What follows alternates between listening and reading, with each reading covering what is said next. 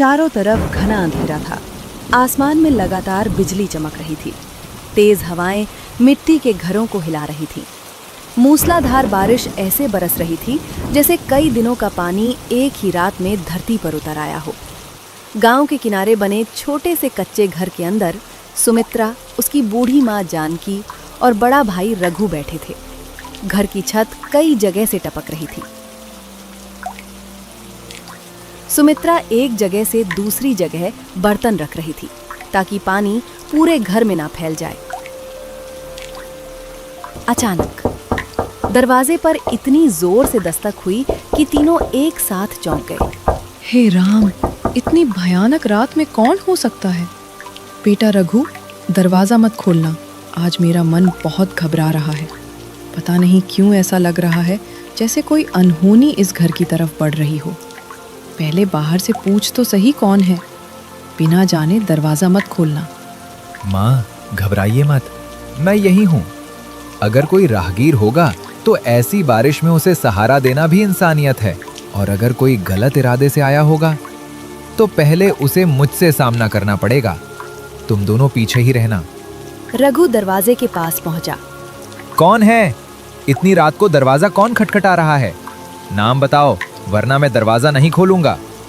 कुछ पल तक कोई जवाब नहीं आया। सिर्फ बारिश की आवाज सुनाई देती रही। फिर रोने की हल्की आवाज आई। दरवाजा खोल दो, भगवान के लिए दरवाजा खोल दो। मैं ज्यादा देर बाहर नहीं रह पाऊंगी। भैया, ये तो राजनी की आवाज है। जल्दी दरवाजा खोलो। रघु ने तुरंत दरवाजा खोला। दरवाजा खुलते ही तेज हवा का झोंका अंदर आया। राजनी पूरी तरह भीगी हुई अंदर लड़खड़ाते हुए आई और सीधे जमीन पर बैठ गई। उसकी सांसें तेज चल रही थी। आंखों से आंसू लगातार बह रहे थे। राजनी, ये तेरी कैसी हालत हो गई? तू तो पूरी तरह कांप रही है। बैठ, पहले आराम से बैठ। मैं अभी सूखा कपड़ा लाती हूँ, लेकिन तू मुझे इतना तो बता कि हुआ क्या है? तू इस हालत में आधी रात को अकेली यहाँ कैसे पहुँच गई? क्या किसी ने तुझे मारा है? किसी ने रास्ते में कुछ कहा? तू रो क्यों रही है? मेरी तरफ देख, मैं हूँ ना। अब तुझे किसी बात से डरने की जरूरत नहीं है। सुमित्रा, काश मैं आज यहाँ नहीं आती। मैंने बहुत कोशिश की थी कि इस घर की तरफ कभी वापस ना आऊं। मैं चाहती थी कि मेरी वजह से किसी की जिंदगी में मुसीबत ना आए, लेकिन मेरे पास अब कोई रास्ता नहीं बचा था। अगर मैं यहाँ नहीं आती तो शायद मैं आज जिंदा भी नहीं बचती। बेटी, पहले अपने आंसू पोंछ। रोने से मुसीबत छोटी नहीं होती। इस घर में जितना सूखा खाना है, जितनी जगह है, सब तेरा है। लेकिन तू हमें बताए बिना ऐसे रोती रहेगी तो हमारा डर और बढ़ता जाएगा। आखिर ऐसी कौन सी बात हो गई कि तू मौत से भी ज्यादा डरी हुई लग रही है? तभी सुमित्रा राजनी के पहनने के लिए अपने कपड़े ला देती हैं और राजनी कुछ समय बाद अपने आप को साफ करके उनके साथ बैठ जाती है।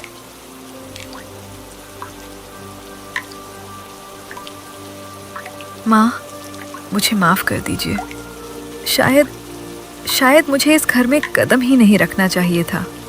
लेकिन जब पूरी दुनिया में कोई अपना नहीं बचता, तब इंसान उसी दरवाजे पर आता है जहाँ उसे भरोसा मिलता है। मुझे पता था अगर मैं कहीं सुरक्षित हो सकती हूँ तो सिर्फ इसी घर में। इसलिए मैं भागती हुई यहाँ चली आई। बहन, अब तू इस घर में है। जब तक मैं जिंदा हूँ तुझे कोई हाथ भी नहीं लगा सकता। लेकिन मेरी एक बात ध्यान से सुन, डर कर चुप रहने से मुसीबत कभी खत्म नहीं होती। तू जितनी देर सच छुपाएगी उतनी ही देर हम तेरी मदद नहीं कर पाएंगे। इसलिए जो हुआ है साफ साफ बता, चाहे सामने वाला कितना ही ताकतवर क्यों ना हो, मैं उसका सामना करूंगा। राजनी ने सिर झुका लिया। उसकी आंखों से आंसू जमीन पर टपकने लगे। रघु भैया, अगर मैं आपको सब सच बता दूं तो हो सकता है कि कल सुबह तक आप लोग भी इस गांव में जिंदा ना रहें। मैं नहीं चाहती कि मेरी वजह से सुमित्रा अपनी माँ को खो दे या माँ अपना बेटा खो दे। मैं जिस मुसीबत से भागकर आई हूँ वो सिर्फ मेरी मुसीबत नहीं है। जिस दिन वो इस घर तक पहुँच गई उस दिन सब कुछ बदल जाएगा। इतना कहकर राजनी जोर जोर से रोने लगी। बाहर बारिश पहले से भी ज्यादा तेज हो चुकी थी। बिजली की चमक से कभी कभी पूरा कमरा उजाला हो जाता और अगले ही पल फिर घना अंधेरा छा जाता। घर के अंदर कोई कुछ देर तक कुछ नहीं बोला। राजनी सिर झुकाकर बैठी थी। राजनी, मेरी तरफ देख। तू जब पहली बार इस गांव में आई थी तब पूरे गांव ने तुझसे दूरी बना ली थी। सब लोग तरह तरह की बातें करते थे। कोई कहता था कि तू किसी से लड़कर भागी है, कोई कहता था कि तू अपना घर छोड़कर आई है।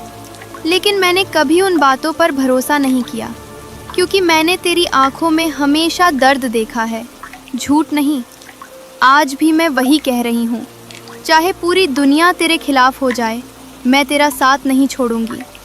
लेकिन अगर तू मुझे अपनी सहेली मानती है तो कम से कम इतना बता दे कि तू किससे डर रही है, किसने तुझे इस हालत में पहुंचा दिया। सुमित्रा, अगर दोस्ती की कीमत जान होती तो मैं अपनी जान दे देती, लेकिन तुझे इस मुसीबत में कभी नहीं घसीटती। मैं यहाँ मदद मांगने नहीं आई, मैं तो आखिरी बार तुझे देखने आई थी। मुझे लगा था कि शायद आज के बाद मैं तुझसे कभी नहीं मिल पाऊंगी, लेकिन जब बाहर वो आवाज़ें फिर से मेरे पीछे आने लगीं, तब मेरे पैर अपने आप इस घर की तरफ दौड़ पड़े। तू बार बार वो लोग कह रही है। आखिर वो लोग हैं कौन? क्या गांव के बाहर के डाकू हैं? किसी जमींदार के आदमी हैं? या किसी ने तुझ पर झूठा इल्जाम लगाया है? देख बहन, मैं सीधा आदमी हूं। अगर दुश्मन सामने हो तो उससे लड़ना आसान होता है, लेकिन जब तक तू उसका नाम भी नहीं बताएगी तब तक मैं कैसे समझूं कि खतरा कितना बड़ा है?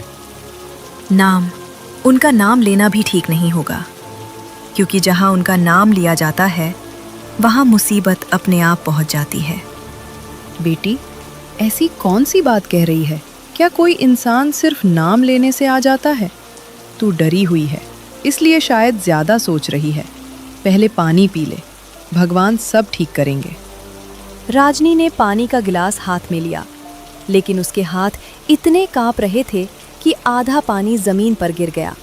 अचानक धड़ाम, बिजली इतनी जोर से गरजी कि घर की दीवारें कांप उठीं।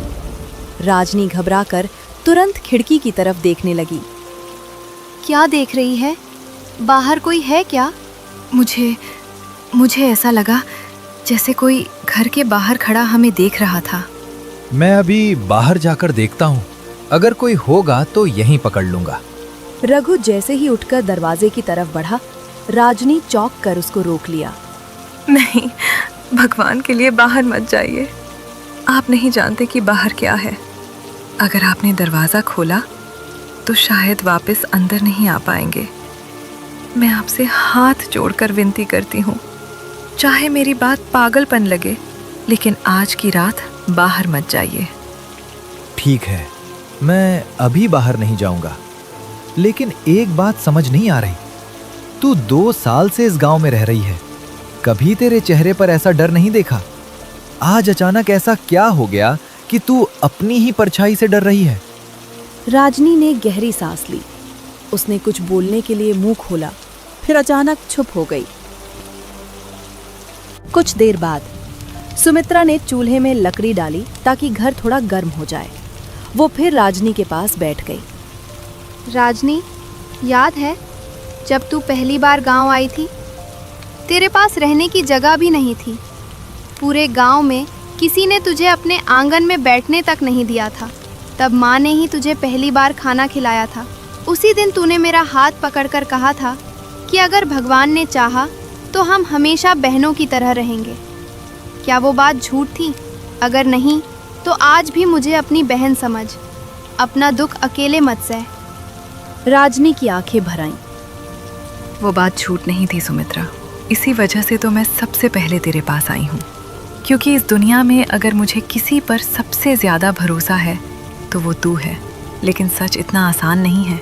अगर मैं एक बार सब बता दूँ तो शायद तुम लोग मुझे अपने घर में एक पल भी ना रहने दो। ऐसा कभी नहीं होगा, चाहे तू कैसी भी हो, तू मेरी सहेली है। राजनी ने पहली बार सुमित्रा की तरफ देखा, लेकिन उसके चेहरे पर मुस्कान नहीं थी, सिर्फ डर था। उसी समय ठक ठक दरवाजे पर फिर दस्तक हुई। इस बार पहले से भी धीमी, लेकिन ज्यादा डरावनी। चारों की सांसें रुक गईं। बाहर लगातार बारिश हो रही थी। ठक ठक दरवाजे पर फिर दस्तक हुई। घर के अंदर बैठे चारों लोग एक दूसरे का चेहरा देखने लगे। हे भगवान, ये दस्तक बार बार क्यों हो रही है? बेटा रघु, मेरा मन बिल्कुल ठीक नहीं कह रहा। जब से ये लड़की इस हालत में हमारे घर आई है, तब से ऐसा लग रहा है जैसे कोई अनजाना साया हमारे घर के बाहर घूम रहा हो। तू मेरी बात मान ले, चाहे बाहर कोई कितना भी आवाज़ लगाए, आज रात दरवाज़ा मत खोलना। सुबह होने तक इंतज़ार कर लेते हैं। भगवान चाहेगा तो सब ठीक हो जाएगा। माँ, मैं आपकी बात समझ रहा हूँ, लेकिन अगर सच में कोई मुसीबत में हुआ तो? इतनी तेज बारिश में किसी को यूं ही मरने के लिए छोड़ देना भी ठीक नहीं है। मैं दरवाजा पूरा नहीं खोलूंगा, बस इतनी सी जगह से देख लूंगा कि बाहर कौन है। अगर खतरा लगा तो तुरंत बंद कर दूंगा। आप लोग बिल्कुल चिंता मत कीजिए। रघु जैसे ही दरवाजे की ओर बढ़ा, नहीं रघु भैया, मेरी बात मान लीजिए। आपको मेरी कसम, एक कदम भी दरवाजे की तरफ मत बढ़ाइए। आपको लगता है कि बाहर कोई मदद मांगने आया होगा, लेकिन अगर मेरी बात सच निकली तो आप खुद किसी की मदद करने लायक नहीं बचेंगे। मैं आप सबसे हाथ जोड़कर विनती करती हूँ, आज की रात कोई बहादुरी मत दिखाइए। कभी कभी जिंदा रहने के लिए पीछे हटना ही सबसे बड़ी बहादुरी होती है। राजनी, तू जितनी बातें कर रही है उससे मेरा डर कम नहीं बल्कि बढ़ता जा रहा है। आखिर ऐसा क्या देख लिया तूने? किससे भाग कर आई है? इंसान से या किसी और चीज़ से? अगर तू अभी भी चुप रही तो हम सब अंधेरे में रहेंगे। राजनी की आंखों से आंसू फिर बहने लगे। बिजली चमकी। एक पल के लिए पूरा कमरा उजाले से भर गया। उसी रोशनी में सुमित्रा ने देखा, राजनी की कलाई पर गहरा खरोंच का निशान था। राजनी, ये जख्म पहले तो नहीं था, ये किसने किया? तूने तो कहा था कि रास्ते में गिर गई थी, लेकिन ये गिरने का निशान नहीं है। किसी ने तुझे बहुत जोर से पकड़ा है। सच बता, आखिर तेरे साथ हुआ क्या है?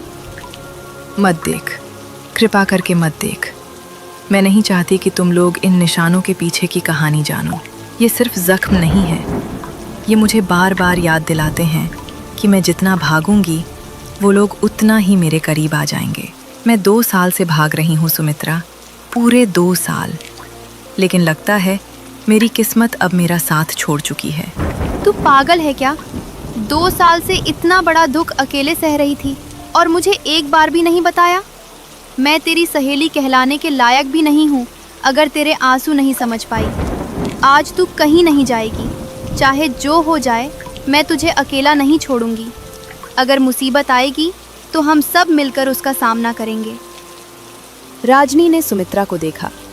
पहली बार उसके चेहरे पर हल्की सी मुस्कान आई, लेकिन वो मुस्कान भी दर्द से भरी हुई थी। बाहर हवा की रफ्तार और तेज हो गई। अचानक घर के बाहर किसी के पैरों की आवाज सुनाई दी। चर चर, जैसे कोई कीचड़ में धीरे धीरे चल रहा हो। सुनो, कोई चल रहा है। मुझे साफ आवाज आ रही है। हाँ, कोई है बाहर, लेकिन वो दरवाजा नहीं खटखटा रहा। ऐसा लग रहा है जैसे पूरे घर के चारों तरफ घूम रहा हो। राजनी का चेहरा सफेद पड़ गया। वो लोग यही करते हैं। पहले घर के चारों तरफ घूमते हैं, फिर देखते हैं कि अंदर कौन कौन है। उसके बाद वो अचानक चुप हो गई। उसके बाद क्या? हर बार बात अधूरी क्यों छोड़ देती हो? हमें भी जानने का हक है। क्योंकि उसके बाद जो होता है उसे याद करके भी मेरी रूह कांप जाती है। मैं नहीं चाहती कि तुम लोग भी वही डर महसूस करो जो मैं 2 साल से हर रात करती आ रही हूँ। अचानक घर की खिड़की पर किसी ने जोर से हाथ मारा। धप! सभी उधर देखने लगे। खिड़की खुली थी, लेकिन बाहर कोई दिखाई नहीं दे रहा था। भैया, कोई था क्या? मुझे तो कोई नहीं दिखा। रघु, सुमित्रा और जानकी माँ एक दूसरे की ओर देखने लगे।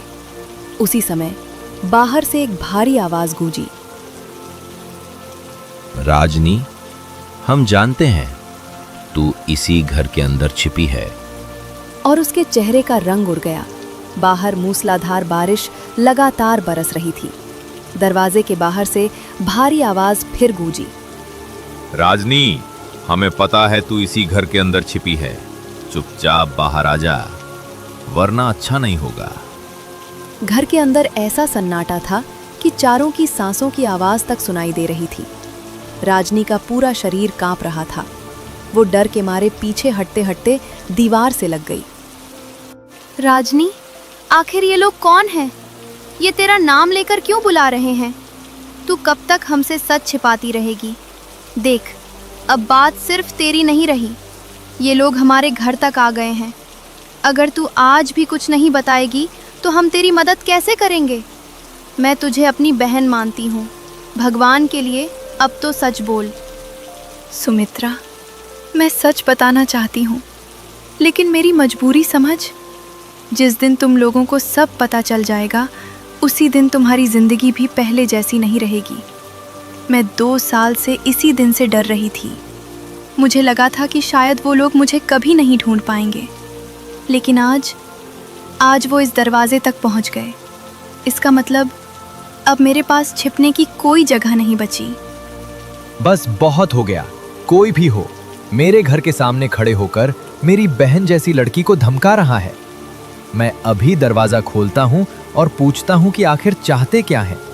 अगर इंसान हैं तो इंसानों की तरह बात करेंगे, और अगर बदमाशी करेंगे तो जवाब भी मिलेगा। रघु ने जैसे ही कुंडी पकड़नी चाही, राजनी दौड़कर उसके सामने खड़ी हो गई। नहीं रघु भैया, मेरी कसम, दरवाज़ा मत खोलिए। आपको नहीं पता वो लोग कितने खतरनाक हैं। उन्हें किसी की जान की कीमत नहीं पता। अगर आपने आज दरवाज़ा खोल दिया तो सबसे पहले आपको ही नुकसान होगा। मैं नहीं चाहती कि मेरी वजह से इस घर का सहारा छिन जाए। अगर ज़रूरत पड़ी तो मैं खुद बाहर चली जाऊंगी, लेकिन आपको कुछ नहीं होने दूंगी। और अगर मैं तुझे उनके साथ जाने दूं, तो क्या मैं सारी उम्र खुद को माफ कर पाऊंगा? नहीं बहन, जब तक मैं जिंदा हूं, इस घर से किसी को जबरदस्ती नहीं ले जाने दूंगा। बाहर फिर आवाज आई। राजनी, हम आखिरी बार कह रहे हैं, बाहर निकला। उसी समय तेज हवा के साथ दरवाजा जोर जोर से हिलने लगा। जानकी माँ भगवान तस्वीर के सामने बैठकर प्रार्थना करने लगी। हे प्रभु, अगर कोई मुसीबत लिखी भी है तो मुझ पर डाल देना। मेरे बच्चों पर मत आने देना। मेरी उम्र अब बची ही कितनी है, लेकिन इन तीनों की जिंदगी अभी शुरू हुई है। कुछ पल बाद अचानक बाहर की सारी आवाजें बंद हो गईं। दरवाजा हिलना भी बंद हो गया। बारिश की आवाज के अलावा कुछ सुनाई नहीं दे रहा था। लगता है वो लोग चले गए। नहीं, वो लोग बिना मतलब कभी वापस नहीं जाते। या तो वो बहुत दूर से देख रहे होंगे, या फिर किसी सही मौके का इंतज़ार कर रहे होंगे। रघु ने पूरी रात दरवाजे के पास बैठकर पहरा दिया। किसी की आंख नहीं लगी।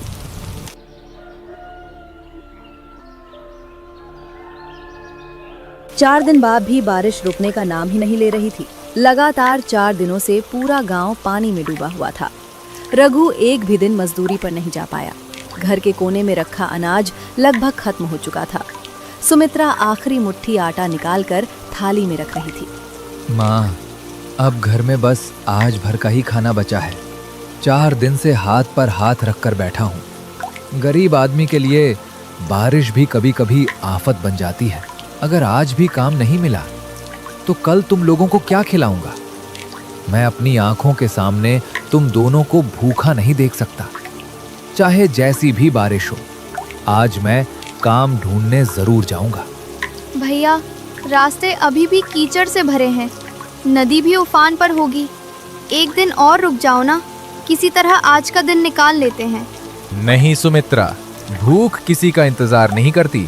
अगर खेत में काम नहीं मिला तो ईंट ढो दूंगा। अगर वहां भी नहीं मिला तो लकड़ी काट दूंगा, लेकिन खाली हाथ वापस नहीं आऊंगा। रघु बाहर जाने के लिए तैयार होता है। तभी राजनी तेजी से उसके सामने आ गई। रघु भैया, आज मत जाइए, मैं हाथ जोड़कर कह रही हूँ, सिर्फ आज का दिन रुक जाइए। मेरा दिल बार बार कह रहा है कि बाहर जाना ठीक नहीं होगा। मुझे समझ नहीं आ रहा क्यों, लेकिन आज आपको इस घर से बाहर नहीं निकलना चाहिए। राजनी, तू मुझे रोक रही है लेकिन वजह नहीं बता रही। मैं 4 दिन से घर बैठा हूँ। घर में राशन खत्म हो गया है। अगर मैं आज भी नहीं गया तो माँ और सुमित्रा क्या खाएंगी? तू ही बता, मैं क्या करूँ? काश मैं आपको वजह बता पाती, लेकिन अभी नहीं। बस इतना समझ लीजिए कि आज बाहर जाने वाला हर रास्ता सही मंजिल तक नहीं पहुंचता। रघु कुछ पल तक उसे देखता रहा, फिर बिना कुछ बोले फावड़ा उठाया और दरवाजे की ओर बढ़ गया। रघु भैया मत जाइए, मैं हाथ जोड़कर विनती करती हूँ। अगर आज आप इस रास्ते पर गए तो ऐसी सच्चाई सामने आएगी जो आप कभी भूल नहीं पाएंगे। मैं आपको डराने के लिए नहीं कह रही, मैं आपको बचाने के लिए कह रही हूँ।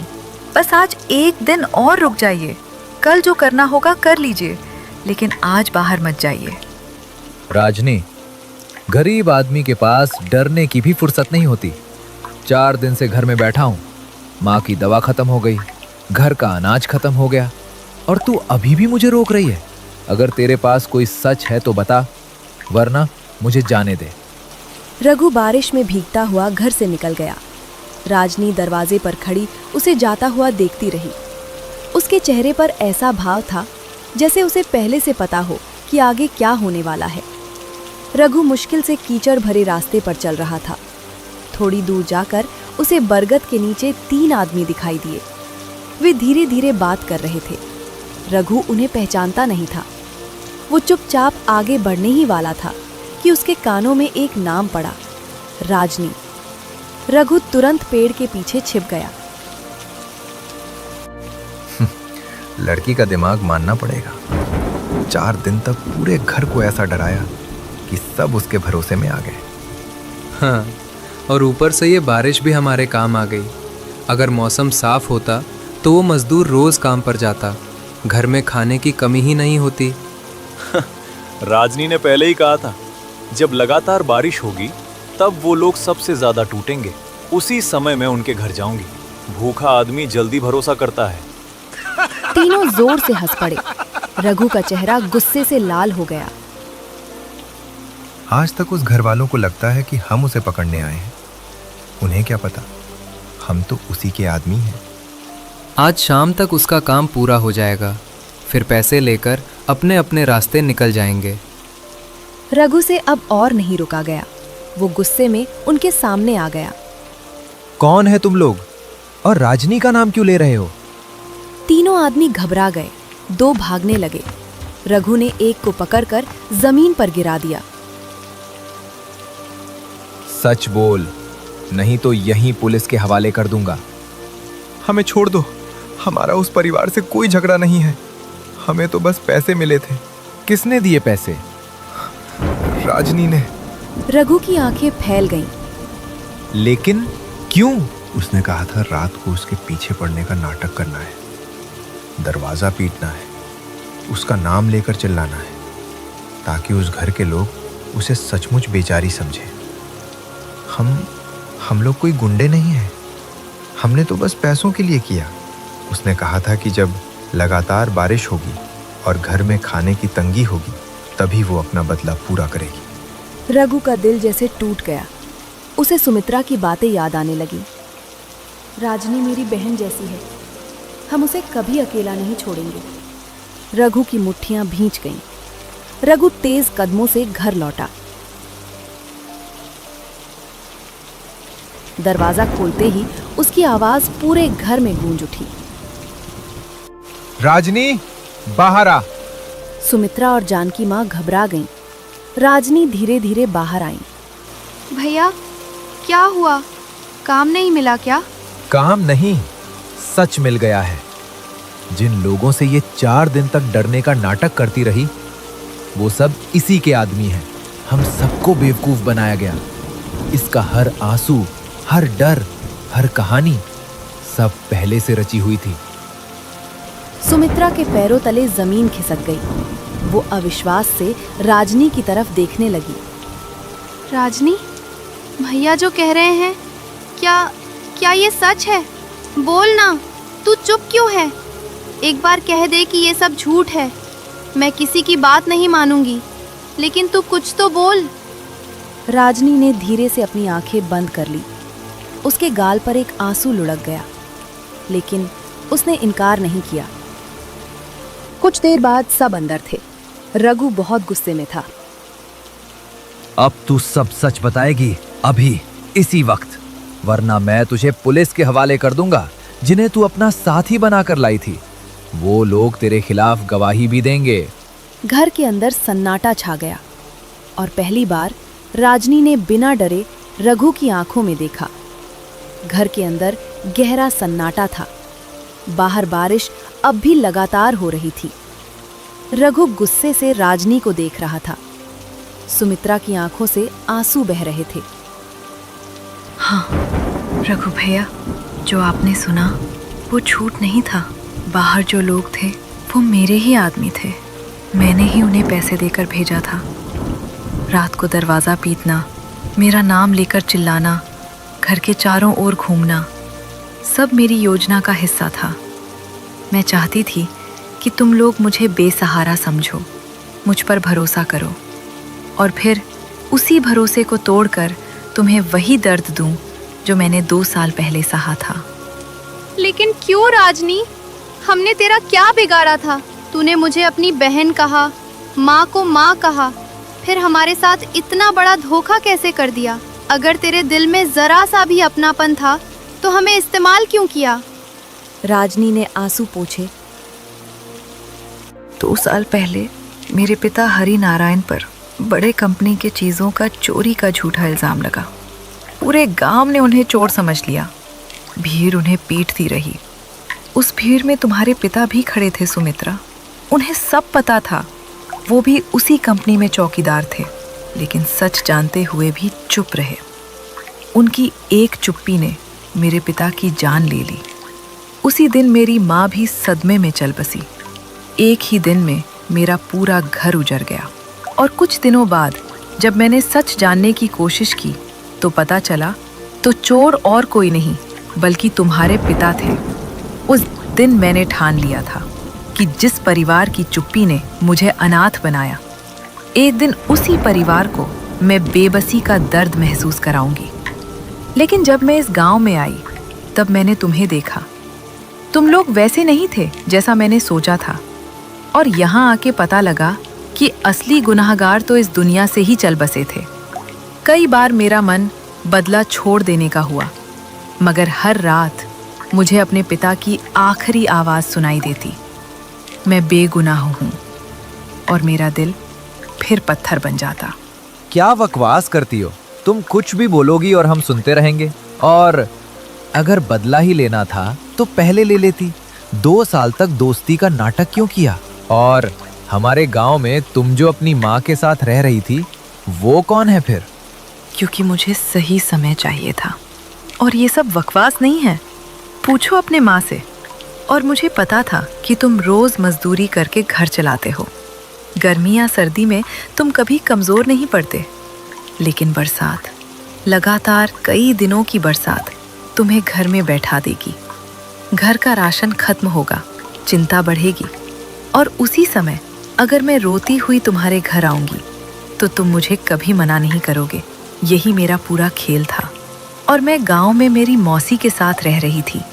तुम लोगों के खिलाफ साजिश रच रही थी। सुमित्रा फूट फूट कर रोने लगी। तो हमारी दोस्ती भी झूठ थी? और माँ, आप कुछ बोलो ना माँ।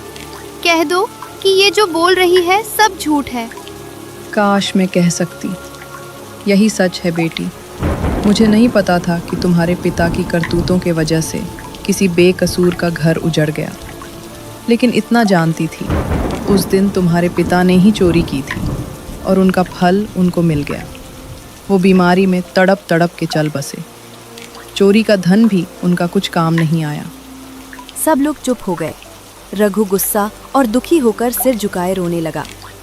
राजनी कुछ पल चुप रही, फिर उसकी आवाज़ भर्रा गई। नहीं, यही मेरी सबसे बड़ी हार है। शुरू में मैं सिर्फ बदला लेने आई। लेकिन सुमित्रा, तेरे साथ रहते रहते तू सच में मेरी बहन बन गई। माँ का प्यार, रघु भैया की इज्जत, ये सब नकली नहीं था। इसलिए मैं बार बार रघु भैया को बाहर जाने से रोक रही थी, क्योंकि मुझे डर था कि अगर वो मेरे आदमियों तक पहुंच गए तो सब सच सामने आ जाएगा। मैं बदला लेना चाहती थी, लेकिन तुम्हारी जान नहीं। मैंने तुम्हारे घर को बर्बाद कर देने का अपने माँ के चिता पे संकल्प लिया था, और उसी संकल्प के चलते मुझे ये सब कदम उठाना पड़ गया। लेकिन मेरा मन नहीं माना। रघु का गुस्सा और बढ़ गया। बस, तेरे दर्द से मुझे सहानुभूति हो सकती है, लेकिन तेरे धोखे को कभी माफ नहीं कर सकता। तूने हमारी गरीबी का फायदा उठाया, हमारी रोटी खाकर हमारे ही भरोसे को हथियार बना लिया। ऐसे इंसान को मैं इस घर में एक पल भी नहीं रहने दूंगा। माना हमारे पिता गलत थे, लेकिन उसमें हमारा कोई दोष नहीं था। हमारे पिता जितने गलत हैं, तुम भी उतने ही गलत हो। अगर तुम्हारे नजर में मेरे पिता माफी लायक नहीं थे, तो तुम भी नहीं हो। रघु ने दरवाजा दिखा दिया। चल निकल जा। ये सहानुभूति किसी और को दिखाना, और हो सके तो तुमने तुम्हारे आदमियों को जिस काम के लिए पैसे दिए थे, वही काम करने के लिए उनके दोबारा यहाँ भेज देना। मुझे कसम है मेरी माँ की, कोई भी सही सलामत अपने घर नहीं जा पाएंगे। उसी समय सुमित्रा दौड़कर रघु के सामने खड़ी हो गई। भैया, ऐसा मत करो। गलती इसने की है, सजा भगवान देगा। लेकिन अगर हम भी बदले में बदला लेने लगे तो हम में और इसमें क्या फर्क रह जाएगा। इसे जाने दो, मगर नफरत लेकर नहीं, ताकि इसे अपनी गलती का एहसास जिंदगी भर रहे। रघु कुछ देर तक चुप रहा, फिर उसने धीरे से राजनी की तरफ देखा। मैं तुझे प्रशासन के हवाले नहीं करूंगा, लेकिन आज के बाद इस घर से तेरा हर रिश्ता खत्म है। जिस भरोसे को तूने तोड़ा है, उसे दुनिया की कोई ताकत जोड़ नहीं सकती। आज के बाद कभी इस घर की चौखट पर मत आना। तू कभी माफी के लायक है ही नहीं। अगर मुझे खुद से पता नहीं चलता, तो बेचारी बन के अपने आदमियों से हमें नुकसान पहुंचाकर गांव के सामने मासूम बन के निकल जाने वाली थी। तू तो मेरे पिता से भी गई गुजरी है। निकल जा अभी। राजनी की आंखों से आंसू बह निकले। उसने झुककर जानकी माँ के पैर छुए। मैं बदला लेने आई थी, लेकिन जाते जाते सब कुछ हार गई। अगर हो सके तो मुझे माफ मत करना, क्योंकि शायद मैं उस माफी के लायक नहीं हूँ। बस इतना याद रखना कि इस घर के साथ मेरा रिश्ता छूट नहीं था। राजनी बारिश में भीगती हुई धीरे धीरे उस घर से चली गई। सुमित्रा देर तक उसे जाते हुए देखती रही। रघु ने चुपचाप दरवाजा बंद कर दिया। बाहर तूफानी बारिश अब भी हो रही थी, लेकिन उस घर के अंदर भरोसे की जो दीवार टूटी थी, उसे कोई बारिश, कोई समय और कोई इंसान फिर कभी नहीं जोड़ सका।